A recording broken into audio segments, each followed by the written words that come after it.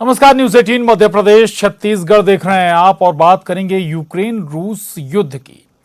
Ukraine में त्राहिमाम मचा हुआ है, लेकिन जेलेंस्की झुकने को तैयार नहीं है। उन्होंने अब एक और नई कसम खा ली है। जेलेंस्की पुतिन से 8 लाख करोड़ रुपए वसूलने की प्लानिंग बना रहे हैं। क्यों जेलेंस्की ने ऐसा फैसला लिया और ये 8 लाख करोड़ रुपए किस लिए हैं, ये रिपोर्ट देखिए।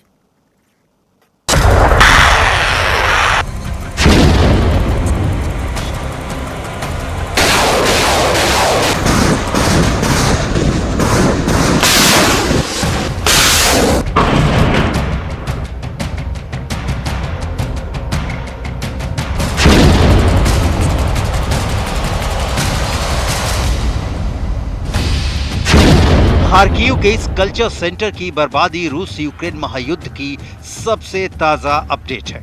यूक्रेन की संस्कृति को संजोए सालों से खड़ा ये सांस्कृतिक महल देखिए कैसे तबाह हो रहा है।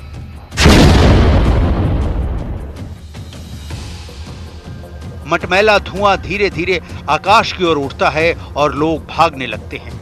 देखते ही देखते सब राख के ढेर में तब्दील हो जाता है। यह पहली बार नहीं है जब खार्किव मिसाइल हमले से मलबे में बदल गया हो। दिन और हफ्ते बीतते अब तो 3 महीने होने चले हैं। खार्किव को रूसी फौज झुलसा रही है।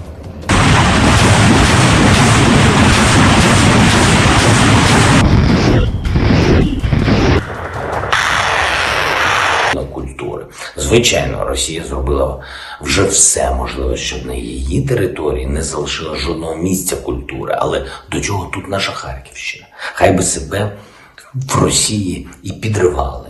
Підривали те, що у них залишилось від будинків культури, якщо їм хочеться. Окупанти вдарили також по Одеській області, по Полтавщині, по Житомирщині. Продовжують спробу наступу на Донбас. हालांकि ऐसा नहीं है कि खेरसौन से लेकर खार्किव तक, डॉनबास से लेकर लवीव तक सिर्फ यूक्रेन तबाह हो रहा है। जंग की कीमत तो रूसी सैनिकों को भी चुकानी पड़ रही है। यह खार्किव की ही तस्वीर है। मारे गए सैनिक की लाश निकाली जा रही है। Ми маємо битись, поки не очистимо нашу землю від окупантів і поки не гарантуємо Україну безпеку. По-друге, це притягнення до відповідальності усіх російських воєнних злочинців і в українських судах, і в міжнародному трибуналі, і просто на полі бою, поки війна триває. Але по-третє, ми працюємо і над тим, щоб Росія так чи інакше компенсувала усе, що вона знищила в Україні. Кожен спалений дім, кожну зруйновану школу, зруйновану лікарню, кожен підірваний будинок культури і об'єкти. करीब 3 महीने के युद्ध में यूक्रेन करीब करीब खंडहर में तब्दील हो चुका है। लेकिन ना पुतिन समझने के लिए तैयार हैं, ना जेलेंस्की ने झुकना कबूल किया है।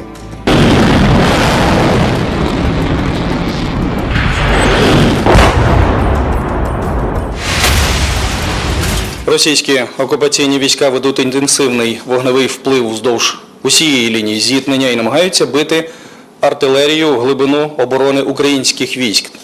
Це, зокрема, в Донецькому операційному районі і на Слов'янському напрямку. І також противник зосереджує зусилля на утриманні зайнятих ним рубежів, веде розвідку, здійснює інженерне обладнання позицій. दक्षिण के बाद अब रूसी सेना ने यूक्रेन के पूर्वी हिस्से को बड़े पैमाने पर घेर लिया है और एक एक कर कई शहरों पर कब्जा करने की कोशिश में लगा है। मारियोपोल में यूक्रेन का आखिरी किला भी ढह गया। यूक्रेनी सैनिकों ने पुतिन की सेना के सामने सरेंडर कर दिया।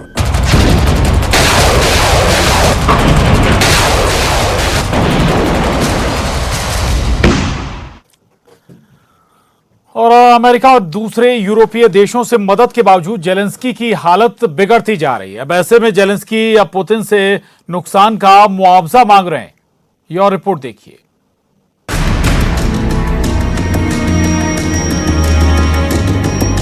अमेरिका से मिल रहे डॉलर और यूरोपीय देशों से मिल रहे भारी मात्रा में हथियारों के बलबूते जेलेंस्की अब तक युद्ध में टिके हैं। लेकिन लगता है इस मदद वाली खेप के बावजूद जेलेंस्की की हालत बिगड़ती जा रही है। अब जेलेंस्की रूस से मुआवजा मांग रहे हैं। मुआवजा उस नुकसान का जो पुतिन के सैनिकों ने यूक्रेन में किया है। ज़ेलेंस्की ने रूसी राष्ट्रपति पुतिन को चेतावनी देते हुए कहा कि रूस हर उस बम का भार महसूस करेगा जिसे उसने यूक्रेन पर गिराया है।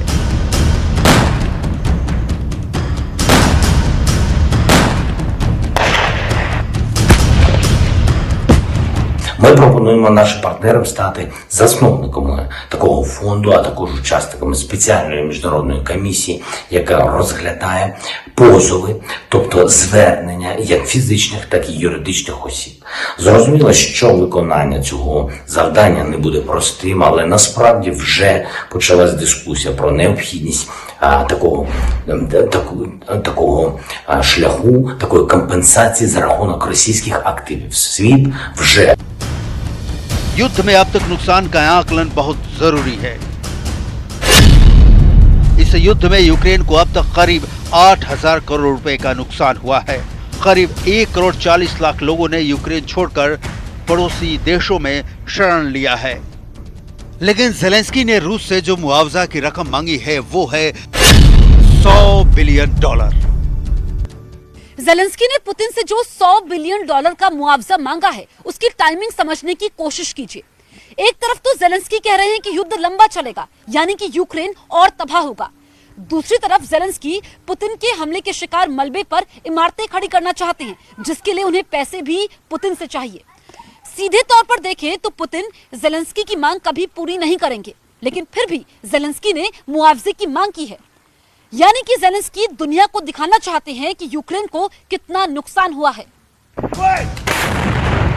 रूसी सेना यूक्रेन के पूर्वी क्षेत्र में लगातार भारी बमबारी कर रहा है।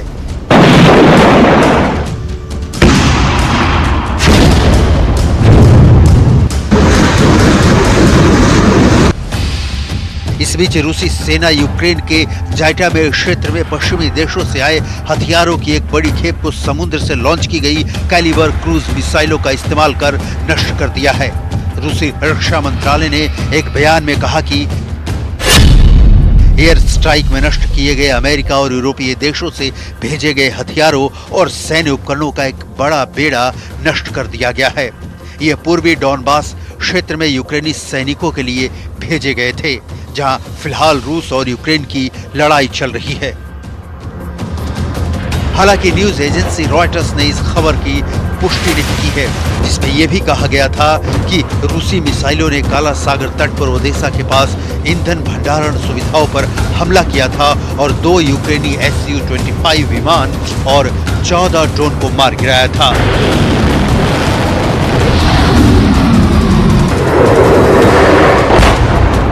В районе Одессы на Одесском припортовом заводе высокоточными ракетами воздушного базирования ВКС России уничтожены хранилища с топливом, предназначенным для бронетехники украинских националистов. Кроме того, высокоточными ракетами воздушного базирования поражены 3 пункта управления, в том числе командный пункт 109-й бригады территориальной обороны в районе населенного пункта Бахмут. लेकिन ये तो कम से कम सच है कि धीरे धीरे ही सही यूक्रेन के हाथों से उसके बड़े शहर निकलते जा रहे हैं। विदेशों से मिल रही तमाम सहायता के बावजूद ज़ेलेंस्की पुतिन को रोक नहीं पा रहे हैं। उनके सैनिक जी जान से लड़ रहे हैं, लेकिन युद्ध की दिशा नहीं बदल पा रहे। इसके साथ ये भी सच है कि जिन शहरों पर पुतिन कब्जा कर लेने का दावा कर रहे हैं, उनमें से कई शहरों में ज़ेलेंस्की की सेना फिर से एक्टिव हो गई है।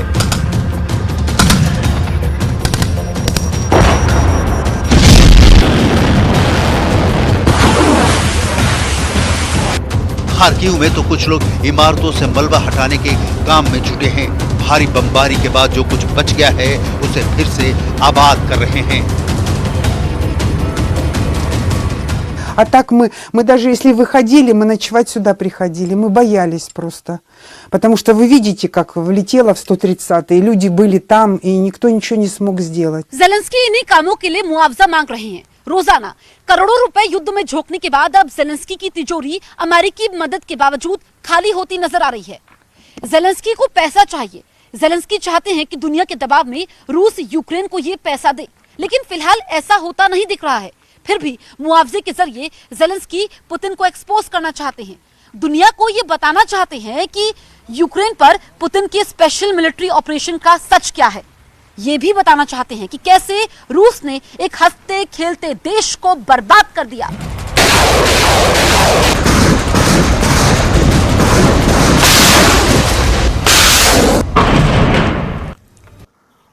इधर रूस के हमलों से यूक्रेन का पूरा मारियुपोल शहर तबाह हो चुका है, लेकिन मारियुपोल में अज़ोवस्ताल स्टील प्लांट ही एक ऐसा ठिकाना है जहां तमाम कोशिशों के बाद भी रूसी सैनिक घुस नहीं पाए। इस स्टील प्लांट पर कब्जे के लिए रूसी सेना कई बार कोशिशें कर चुकी है और अब रूस की सेना की ओर से दावा किया गया है कि स्टील प्लांट पर रूस का कब्जा हो चुका है, लेकिन जेलेंस्की के सैनिकों का दावा ठीक इसके उलट है। मारियुपोल के सस्पेंस को देखते हुए सवाल उठ रहा है कि आखिर अब आगे क्या होगा।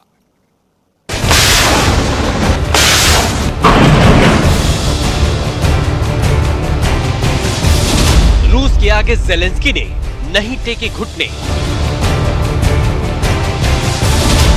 मारियुपोल की जंग अभी बाकी है। पूरी दुनिया के सामने रूस ने यह ऐलान कर दिया कि यूक्रेन के मारियुपोल पर उसका कब्जा मुकम्मल हो गया, क्योंकि मारियुपोल पर संपूर्ण विजय में जो स्टील प्लांट आड़े आ रहा था, उस प्लांट में यूक्रेन के आखिरी मोर्चे को भी पुतिन की सेना ने ढहा दिया।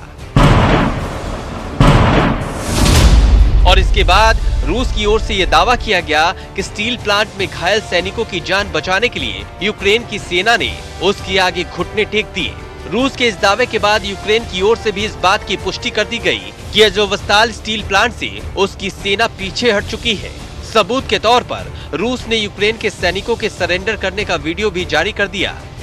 सरेंडर के वीडियो में बड़ी संख्या में यूक्रेन के सैनिक अपने घायल साथियों को स्ट्रेचर पर लेकर स्टील प्लांट से बाहर निकलते दिखे थे। प्लांट से बाहर आने के बाद रूसी सेना के जवानों ने सभी की तलाशी ली, बैग से लेकर उनके कपड़े तक खंगाले गए। इसके बाद यूक्रेन के सारे सैनिक अपने साथियों के साथ वहां खड़ी गाड़ियों में चले गए।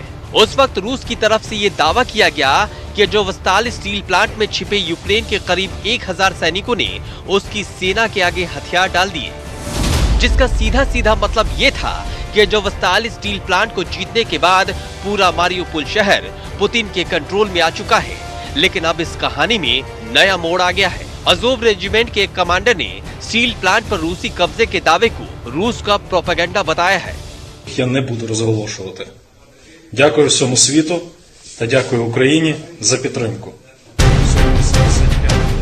मारियुपोल के स्टील प्लांट में ऑपरेशन जारी रखने का दावा जो जवान इस वीडियो में करता दिख रहा है, वो अज़ोव रेजिमेंट के डिप्टी कमांडर है। अज़ोव रेजिमेंट के डिप्टी कमांडर का दावा है कि यूक्रेन की स्पेशल यूनिट अज़ोव रेजिमेंट के सैनिकों ने रूस के आगे हथियार डाले ही नहीं थे। यही नहीं, दावा तो ये भी है कि स्टील प्लांट में यूक्रेन की सेना का अभियान अभी खत्म नहीं हुआ है और रूसी सेना दुनिया को गुमराह करने के लिए सिर्फ झूठ फैलाने में जुटी है। Я не буду розголошувати. Дякую всьому світу та дякую Україні за підтримку. इस दावे से ठीक उलट रूस ने यह दावा किया था कि स्टील प्लांट से जेलेंस्की की सेना के जिन सैनिकों ने हथियार डाले हैं, वो अज़ोव रेजिमेंट के ही जवान हैं, जिन्होंने कई दिनों तक रूस की सेना के नाक में दम कर रखा था, जो न सिर्फ अज़ोवस्ताल स्टील प्लांट में रूसी फौज को घुसने से रोक रहे थे, बल्कि हर मोर्चे पर उन्हें मुंह तोड़ जवाब दे रहे थे।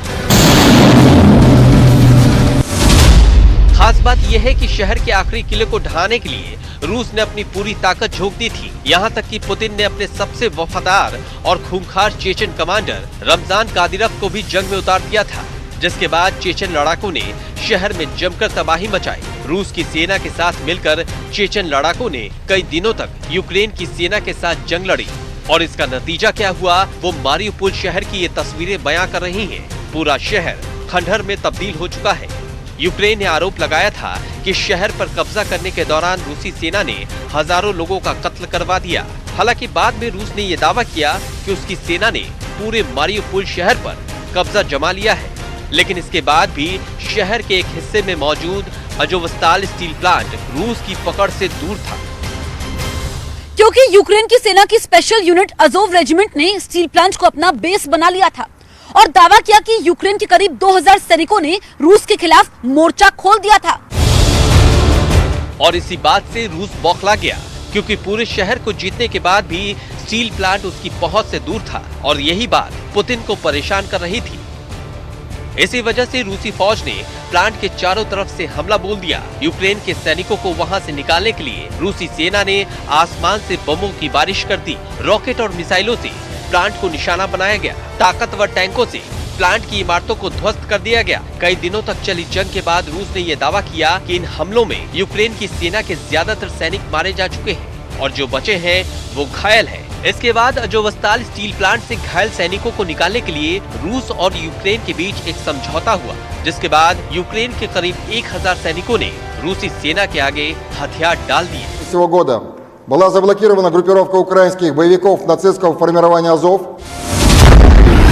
रूस के मुताबिक अजोवस्ताल स्टील प्लांट पर पूरी तरह कब्जा होने की जानकारी राष्ट्रपति पुतिन को भी दी गई। साथ ही उन्हें यह भी बताया गया कि अब रूसी सेना ने पूरे मारियुपोल को अपने कंट्रोल में ले लिया, जिसके लिए 2.5 महीने से ज्यादा वक्त से यूक्रेन के सैनिकों के साथ जंग छिड़ी थी। लेकिन अजोव रेजिमेंट के डिप्टी कमांडर के इस वीडियो के सामने आने के बाद पूरी कहानी ही बदल गई। मतलब ये कि स्टील प्लांट पर कब्जे की जंग अभी खत्म नहीं हुई है।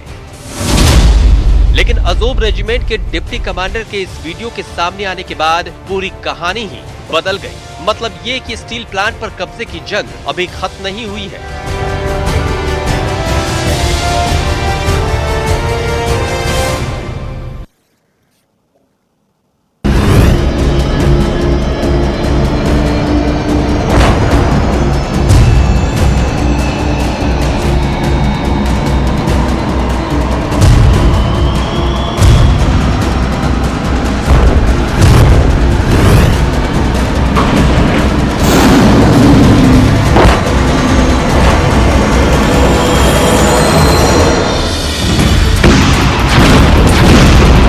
यूक्रेन को ये जंग जिताने के लिए बाइडेन ने कोई कसर नहीं छोड़ी। जंग में यूक्रेन रूसी सेना को टक्कर दे सके, इसके लिए बाइडेन ने ज़ेलेंस्की तक हथियार पहुंचाए, करोड़ों डॉलर का दान भेजा और तो और रूस की कमर तोड़ने के लिए उस पर आर्थिक प्रतिबंधों की जैसे बमबारी कर दी। लेकिन अब बारी पुतिन की है, जो अमेरिका और बाइडेन से बदला लेने की फुल प्रूफ तैयारी कर चुके हैं। डॉलर को 2 कौड़ी का बना देंगे पुतिन। बाइडेन के खिलाफ पुतिन का गेम प्लान।